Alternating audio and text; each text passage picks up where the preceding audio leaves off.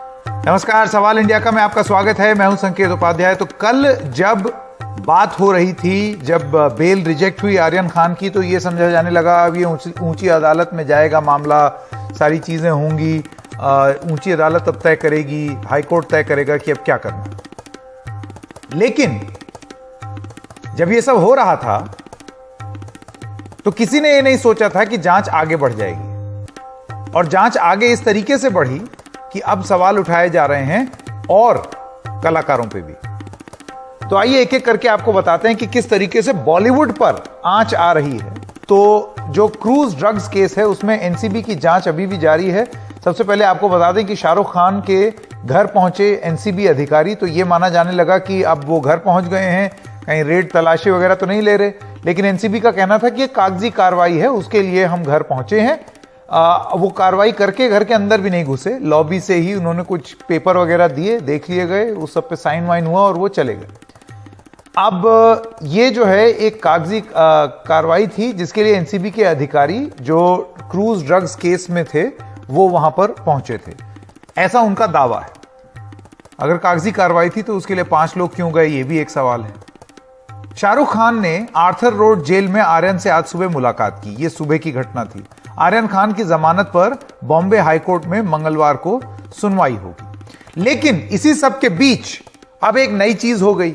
NCB ने अपनी जांच आगे बढ़ाते हुए अनन्या पांडे को भी घेरे में लिया। एनसीबी ने अनन्या पांडे के घर की तलाशी ली। एनसीबी ने अनन्या पांडे का लैपटॉप और फोन जब्त कर लिया। तलाशी के बाद पूछताछ के लिए समन किया गया। एनसीबी दफ्तर के लिए अब निकल गई हैं अनन्या पांडे। तो आज सवाल इंडिया का है ये, एनसीबी की ड्रग्स जांच में क्या फंस रहा है बॉलीवुड? क्या पूरी तरीके से निर्दोष है बॉलीवुड, या सही में कुछ गलत किया है बॉलीवुड ने? क्या है असलियत? आर्यन खान के बाद अब अनन्या पांडे, और जो सबसे बड़ा सवाल है जो हम पूछ रहे हैं कि एनसीबी ये सब कैसे कर पा रहा है? व्हाट्सएप चैट के आधार पर। तो क्या व्हाट्सएप चैट के अलावा एनसीबी के पास कुछ है, या इसी पे केस बना देंगे पूरा का पूरा? ये एक बड़ा सवाल है जो हम पूछ रहे हैं। मैं स्वागत करना चाहता हूं हमारे सारे सहयोगियों का जो ये पूरी खबर ट्रैक कर रहे हैं। उनको एक बार जरा स्क्रीन पर हम दिखा दें। हमारे सारे वरिष्ठ सहयोगी। सुनील सिंह के फ्रेम में कुछ हो रहा है जी। सुनील सिंह बताएं। जी संकेत, देखिए ये वो कार है जिसमें कि अनन्या पांडे और उनके पिता चंकी पांडे जो घर से निकले थे, ये कार अब यहाँ पर पहुँच चुकी है। चंकी पांडे, और ये देखिए ये MH02 EP 5979। हालांकि 2 बजे बुलाया गया था, 4 बज गए और अब जाकर अनन्या पांडे यहाँ पहुंची हैं। बड़ी घेरेबंदी की गई थी, गाड़ियों की आवाजाही बंद कर दी गई थी, तो मीडिया को दूर रखा गया था, लेकिन आखिरकार मीडिया के वापस कर्मी नजदीक पहुंच गए।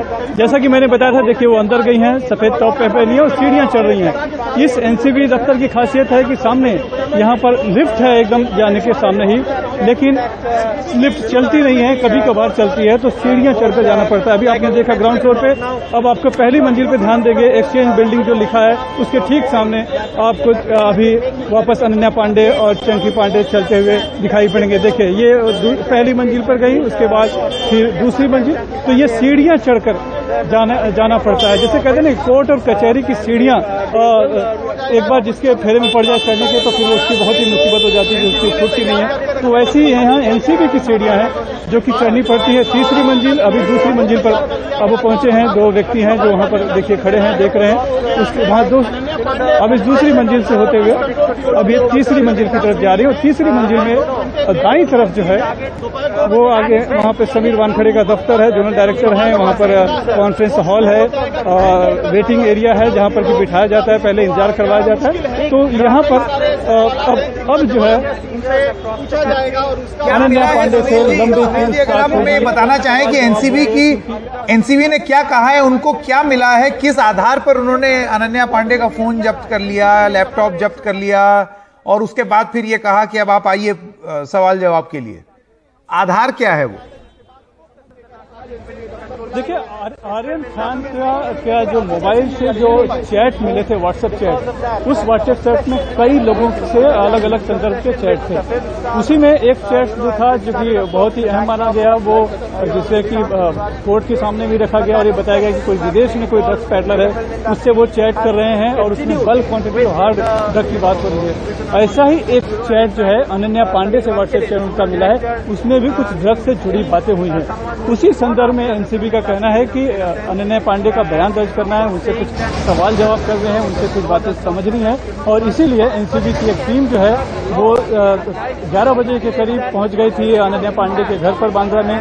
वहां पर उन्होंने तलाशी ली है थोड़ी, और तलाशी लेने के बाद समन किया है और समन करके 2 बजे बुलाया था, वो 4 बजे पहुंची हैं। जो जानकारी मिली है कि घर से इनका लैपटॉप सीज किया गया है और मोबाइल फोन सीज किया है। अब आप सोचिए कि पहले एक आर्यन खान का मोबाइल जो है बरामद किया गया, उसके व्हाट्सएप चैट से अनन्या पांडे तक पहुंचे हैं। अब अनन्या पांडे का मोबाइल जब्त किया गया है, उसका भी व्हाट्सएप खंगाले जाएंगे, तो हो सकता है कि उनके व्हाट्सएप चैट से किसी और का भी नाम निकले।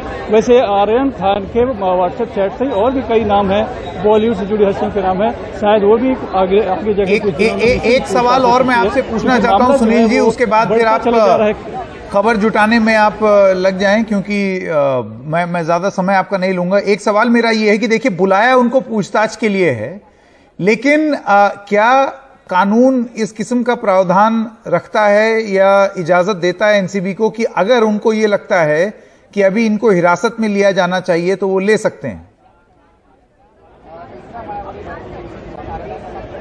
जी बिल्कुल, अगर जिसे बुलाया गया है वो संदिग्ध है, कहीं न कहीं उसकी ड्रग्स के लेने में या ड्रग्स बेचने में या ड्रग्स से जुड़ी जो गतिविधियां है उसमें शामिल पाया जाता है और सही जवाब यानी कि एनसीबी को अपने जवाबों से संतुष्ट नहीं कर पाता है कि उसकी क्या वजह रही है और कैसे उसके व्हाट्सएप चैट में है, तो वो जरूर अगर एनसीबी चाहे तो अपनी शक्ति का इस्तेमाल करके वो उन्हें यहाँ पर हिरासत में ले सकती है, क्योंकि इसके पहले कई लोगों को इसी तरह से बुलाया गया था और जब उससे जवाब नहीं हुआ तो उन्हें बिठा भी लिया गया। लेकिन अमूमन जिस तरह का केस अभी हमारे जानकारी में उभर कर आया है अनन्या पांडे से जुड़ा हुआ जो है, उसमें कहीं एक तरफ से अभी तक किसी तरह के आरोपी नहीं है ये, तो बहुत मुमकिन और बहुत उम्मीद यही है कि उनसे सवाल जवाब होगा और फिर उन्हें घर जाने दिया जाएगा।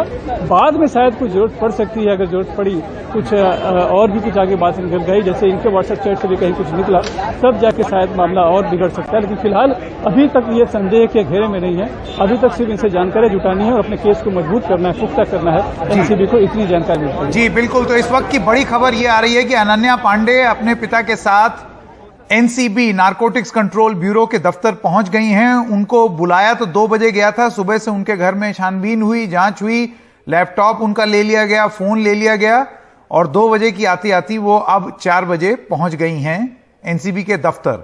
सुनील सिंह का यह कहना है कि यह भी मुमकिन है कि अगर एनसीबी को लगता है कि कुछ ऐसा मामला बनता है जिसमें उनकी गिरफ्तारी भी बनती है, तो वो भी संभव है, वो हो सकता है। ऐसा होगा या नहीं, इस बात का पता शाम होते होते ही लगेगा, लेकिन अब वो पूछताछ का दौर शुरू हो गया है।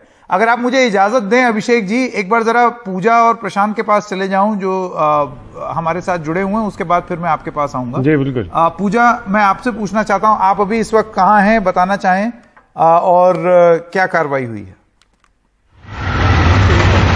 जी संकेत, इस वक्त हम बांद्रा वेस्ट इलाके में हैं और मेरे पीछे आप देख सकते हैं ये अनन्या पांडे का घर है, मोनिशा अपार्टमेंट।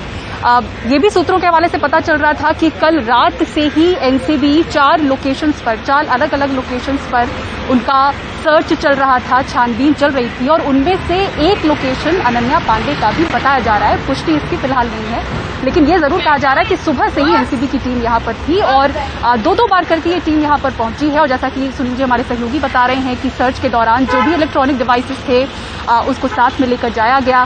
सिर्फ 1 घंटे पहले ही हम कहें तो यहाँ से चंकी पांडे जो उनके पिता हैं, अनन्या पांडे और उनके साथ एक वकील यहाँ से निकले थे और पूरी जो चहल पहल थी उसके बाद आप देखें टीम जाने के बाद, उनके निकलने के बाद यहाँ से मीडिया कर्मियों का भी जो जमावड़ा था वो कम हो चुका है। लेकिन फिलहाल ये जरूर बताया जा रहा है अनन्या पांडे को लेकर कि जो आर्यन खान और अनन्या के बीच में व्हाट्सएप चैट था उसकी पुष्टि के लिए, उसकी जानकारी के लिए अनन्या पांडे को समन किया गया है। तो एनसीबी की तरफ से पहले भी कहा गया कि क्योंकि हमने उनको जानकारी के लिए बुलाया है तो उनको आरोपी के तौर पर आप ना देखें, सस्पेक्ट के तौर पर ना देखें, हमें सिर्फ कुछ जानकारी लेनी है, पुष्टि करनी है जो चैट उनके बीच में हुई है उसको लेकर।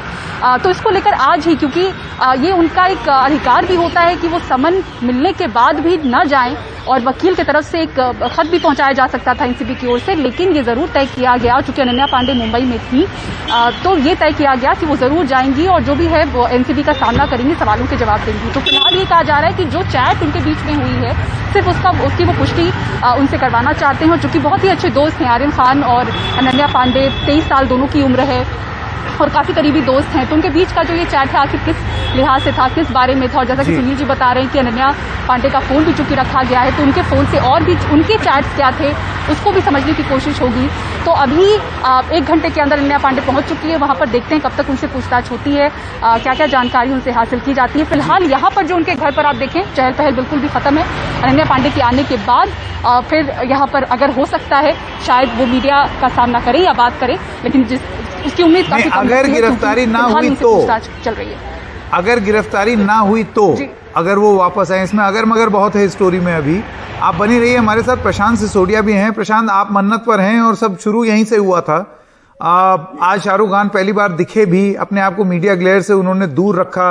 मुझे याद है कल भी इस बारे में बात हो रही थी, आप और अभिषेक इस बात का जिक्र भी कर रहे थे कि वो पब्लिक ग्लेयर से अपने आप को दूर रख रहे हैं, लेकिन आज जैसे ही इजाजत मिली वो गए। आपसे मैं जानना चाहता हूं कि फिल्म फ्रेटर्निटी में, फिल्म जगत में किस किस्म की प्रतिक्रिया आ रही है, क्योंकि अब ये मामला सिर्फ आर्यन खान शाहरुख खान तक नहीं, अब और लोगों तक भी जा रहा है। देखिए संकेत, अगर हम बात करेंगे जो फिल्म फ्रेटर्निटी की बात करें और या एनसीबी के रेस की बात करें, तो ड्रग्स के मामला अभी अगर आप देखें तो सुशांत सिंह की मौत के बाद से ही लगातार चला आ रहा है। बीच बीच में थोड़ा सा गैप मिलता है। उस वक्त भी बहुत सारे लोगों के नाम आए और बहुत सारे लोग एनसीबी तक पहुंचे, ऑफिस तक गए और बातचीत हुई। बहुत सारे, जैसे आज एक खबर आई थी कि शाहरुख खान के घर पे एनसीबी पहुंची, और पहुंची भी थी, जो कि सिर्फ कुछ कागजात को साइन कराने या नोटिस देने के लिए गई थी। ऐसे ही उस वक्त भी बहुत सारे जो खबरें थी वो हो रही थी कि किसी के घर पे रेड हुई है या किसी के घर पे तलाशी ली गई है। उस वक्त भी बहुत सारी प्रतिक्रियाएं थी और आज भी बहुत प्रतिक्रियाएं हैं। लेकिन शाहरुख खान के मामले में अगर मैं देखूं, हर रोज हमें कोई ना कोई प्रतिक्रिया हमें मिलती है। आज भी करीब 3-4 ट्वीट बॉलीवुड से मैंने देखे, और भी बाकी जो आम लोग हैं उनके भी ट्वीट्स मैंने देखे। किसी ने तो एक पोस्टर तक डाला है जिसमें 4-5 एक्टर्स आज के वक्त के खड़े हुए हैं, जिसमें सुपरस्टार्स हैं, जिसमें अजय देवगन, अक्षय कुमार, विवेक मुशरान, बहुत पुराना फोटो था 90s का, और वो सब संजय दत्त के सपोर्ट में पोस्टर लेके खड़े हुए थे, वी आर विद संजू। लोग ये भी कहने की कोशिश कर रहे हैं कि भाई आप उस वक्त इतने सब खड़े हुए थे, आज की डेट में आप सब लोग कहाँ हैं। लेकिन जो अंदर की अगर मैं बात बोलूं कि बॉलीवुड में जो जिन लोगों के साथ हम उठते बैठते हैं, जिससे भी हमारी बात हुई है, उन सबकी जो कहना चाहिए सपोर्ट है, ज्यादातर लोगों की सपोर्ट शाहरुख खान के साथ है, क्योंकि वो सब इसको इस तरह से देख रहे हैं कि शाहरुख खान एक पिता हैं और आर्यन खान एक बेटे हैं उनके। तो एक बाप पे क्या गुजरती है, एक परिवार पर क्या गुजरती है, उस नजरिए से सब लोग देख रहे हैं और उसी नजरिए से लोगों की प्रतिक्रियाएं भी आ रही हैं इस मामले में। और जी, बाकी बॉलीवुड जो है हर रोज जब भी कुछ ऐसी कोई खबर आती है तो प्रतिक्रियाएं आती रहती हैं और आ रही हैं। बिल्कुल। अब अभिषेक जी, अब मैं आपके पास आना चाहता हूं। मैं आपसे ये जानना चाहता हूं कि देखिए ये सारी चीज जो पूरी जांच चल रही है, जैसे कि सुनील जी ने भी रिपोर्ट किया लगातार और हम लोग भी इसके बारे में बात कर रहे हैं, वो सब उसकी नींव, पिलर क्या है जिसपे फाउंडेशन किस पे टिकी हुई है? वो पिलर है व्हाट्सएप चैट। तो क्या इसके अलावा भी कुछ है या बस इन चैट्स के हवाले से ही सब गिरफ्तारियां भी हो जाएंगी, जांच भी हो जाएंगी और सब शर्लॉक होम्स बन जाएंगे? देखिए, चैट में तो बहुत कुछ है संकेत। हम नाम बहुत सारे हैं जिनके बारे में हम चर्चाएं इस समय नहीं कर सकते क्योंकि सबका रिकॉर्ड पर आना जरूरी है, लेकिन ये बात यहीं पर ख़त्म नहीं होने वाली है। बात अगर आर्यन खान की खुली है तो चंकी पांडे पे आई है, और चंकी पांडे के साथ, मतलब चंकी पांडे के परिवार के ऊपर आई है, अनन्या पांडे के ऊपर, और ये दूर तक भी जा सकती है। इसमें बहुत कुछ और होना बाकी है। और आप जो चैट की बात कर रहे हैं, आप तो सिर्फ फिल्म फ्रेटर्निटी की बात कर रहे हैं। चंकी पांडे का जो परिवार है, यानी कि अनन्या के जो दादा हैं, उनका इस शहर में एक अलग किस्म का रुतबा रहा है। शायद बहुत सारे लोग उनको इस तरीके से ना जानते हों। मैं चंकी पांडे को कई बार मिला भी हूँ संकेत। चंकी पांडे के पिता हिंदुस्तान के पहले ओपन हार्ट सर्जरी करने वाले लोगों में से थे और केईएम के बहुत वरिष्ठ डॉक्टर थे वो। और उनकी इस शहर में बहुत सारी जड़ें हैं। जड़ों से अंदाजा आप इस बात से लगा सकते हैं कि उनके नाम पे चौक भी हैं। और उनके परिवार, जो चंकी पांडे का परिवार, किसी बॉलीवुड फैमिली से नहीं आता था, बल्कि वो एक डॉक्टर के परिवार से आते हैं। और उनके ये जो मसला है, ये अनन्या पांडे का मसला, सिर्फ अब ये धीरे धीरे आप देखिए कि मेडिकल फ्रेटर्निटी में जो सबसे बड़े नाम हुआ करते थे, उनके परिवार के लोग, यानी कि अनन्या पांडे उसमें हैं, शामिल बताई जा रही हैं। तो इसका जो दायरा है वो बड़ा है सामाजिक तौर पर। मैं आपको ये समझाने की कोशिश कर रहा हूं कि ये दायरा सिर्फ और सिर्फ किसी एक शाहरुख खान या किसी अनन्या पांडे तक सीमित नहीं है, बल्कि इसके जो दायरे हैं वो और भी लेयर्स में जा रहे हैं, जिसमें वो ऐसे नामचीन लोग हैं जिनका बहुत सारे लोगों की जिंदगी से, आम लोगों की जिंदगी से वास्ता पड़ता रहा है। जैसे जो शरद पांडे थे, चंकी पांडे के पिता, उनका आम लोगों की जिंदगी से बहुत वास्ता रहा है। जब शहर में पहली ओपन हार्ट सर्जरी शुरू हुई थी, ये मैं ट्रिविया बता रहा हूं आपको, लेकिन जो बात है वो ये कि कहानी यहीं पर नहीं रुकेगी। कहानी तो उस क्रूज शिप की भी होगी। आखिरकार भारत में कौन से लोग हैं वो जो ये चाहते हैं कि टूरिज्म यहाँ पर डेवलप हो। देश में केंद्रीय एक मंत्री हैं जो चाहते हैं कि मुंबई की जो कोस्टल सीमा है वो ठीक वैसी हो जैसी कि पूरी दुनिया में है, ताकि यहाँ पर बहुत सारे क्रूज आएँ, बहुत सारे शिप आएँ, यहाँ पे लोग पार्टी करने जाएं। और उन पार्टियों में जाहिर सी बात है, ये जो लॉन्चिंग थी वो इस वजह से थी कि बड़े लोगों के बेटे और बेटियां आएंगे। बहुत सारे नाम अभी आने बाकी हैं संकेत। तो लोग आएंगे तो लोग खिंचेंगे और टूरिज्म को बढ़ावा मिलेगा। तो अब क्या इस पार्टी से की रेट से कोई दूसरा क्रूज यहाँ पर एंकर कर पाएगा, ये बड़े सवाल उठने वाले हैं। क्योंकि अब तो पूरी प्रोसेस पे, पूरी प्रक्रिया पे भी आपको पता है कि भारत में अगर कोई ऐसा केस हो जाता है तो भारत के अधिकारियों के पास सिर्फ एक ही इलाज होता है कि आपको परमिशन नहीं मिलेगी, यानी कि आप कोई हाथ नहीं डाल सकता है। भारत के पास अगर क्रूज, यहां से बहुत सारी क्रूज लाइनर्स शुरू हो सकते थे, वो एक इंडस्ट्री पर मसला है। एक सामाजिक जो मसला है वो मैंने आपको बताया कि इस मेडिकल फ्रेटर्निटी के बहुत सारे लोग जुड़े हुए लोग हैं इस परिवार के साथ, उनका मसला जुड़ता है, बॉलीवुड का मसला जुड़ता है। वो तो है, लेकिन देखिए ऐसा है अभिषेक जी, राजनीति भी बहुत कुछ होने वाली है। कानूनी रूप से अगर कोई केस बनता है तो फिर वो चाहे खान हो, पांडे हो, ओपन हार्ट सर्जन हो या कोई हो, अगर अपराध है तो फिर प्रक्रिया का पालन होगा। लेकिन प्रक्रिया अपने आप में सजा न बन जाए, संकेत, उसमें इसका भी प्रावधान होना चाहिए। बड़ा सवाल है। हाँ बिल्कुल, उसमें एक बड़ा सवाल है संकेत। जो बड़ा सवाल है वो ये है कि हमें नहीं भूलना चाहिए कि इस शहर में हर दूसरे मोहल्ले में या गली में एक बड़ा सवाल है कि यहाँ पे जो ड्रग पैडलर्स हैं, छोटे ड्रग पैडलर्स हैं, वो आपको आम दिख जाएंगे और उनके पास इनसे ज्यादा बड़ी मात्रा निकल सकती है। बिल्कुल।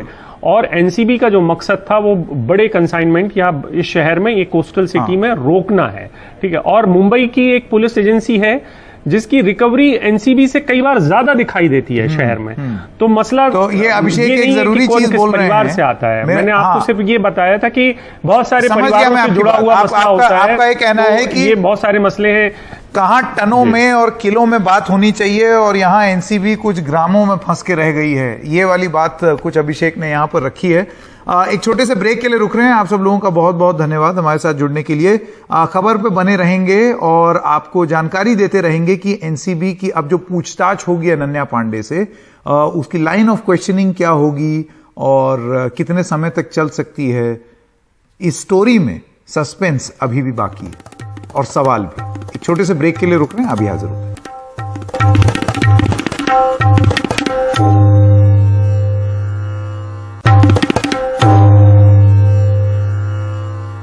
और ड्रग्स केस में शाहरुख खान के बेटे आर्यन खान की जमानत पर अब मंगलवार को सुनवाई होगी। आर्यन खान के वकील सतीश मानिशिंडे ने कहा कि उनके आग्रह पर बॉम्बे हाई कोर्ट जल्दी सुनवाई के लिए तैयार हुआ है। The matter is fixed for Tuesday. The High Court has agreed to a request for early hearing. The ASG was present. ASG has said that he'll be ready on Tuesday. So we'll meet you all on Tuesday.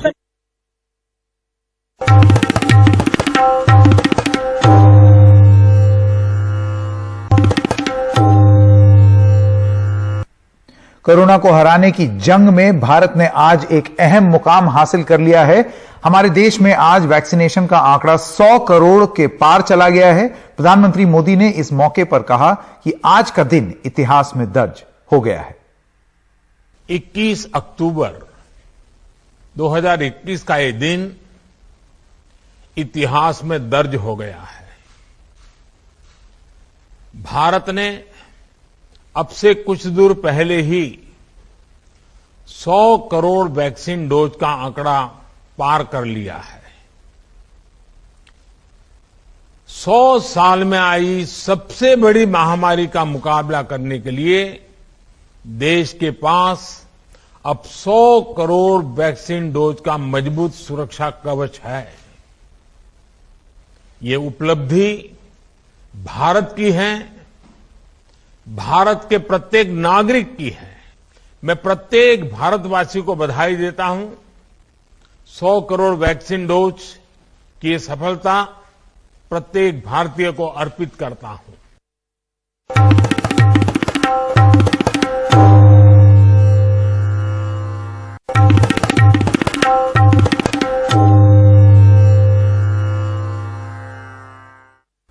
और supreme court में सड़क घेरने की सुनवाई के बीच किसान नेता राकेश टिकैत ने एक ऐलान किया है। क्या कहा उन्होंने और तर्क क्या दिया, आइए सुनते हैं। हमने कहा रास्ता रोक रखा, रास्ता पुलिस ने रोक रखा। इन्होंने कहा हम भी हटा रहे, तुम भी हटा लो। हाँ तो दिल्ली जाएंगे। तो किसान जो ये रास्ता पूरा खोलेंगे? हाँ पूरा खोल लेंगे, दिल्ली जाएंगे। तो ये पूरा हटा देंगे आप लोग? हाँ सब हटा देंगे। तो दिल्ली में कहाँ जाएंगे? दिल्ली में तो पार्लियामेंट पे चलेंगे और कहाँ जाएंगे, जिसने कानून बना उसी के घर के पास। तो अचानक से आप क्यों रास्ता खोल रहे हैं? ये हम कहाँ खोल रहे रास्ता, हमने तो रास्ता रोक ही नहीं रखा। मतलब दिल्ली जाना। तो ये सब टेंट वगैरह क्यों हटाया जा रहा है? दिल्ली जाना। चलो दिल्ली चलेंगे। चलिए आप भी वही साथ चलियो।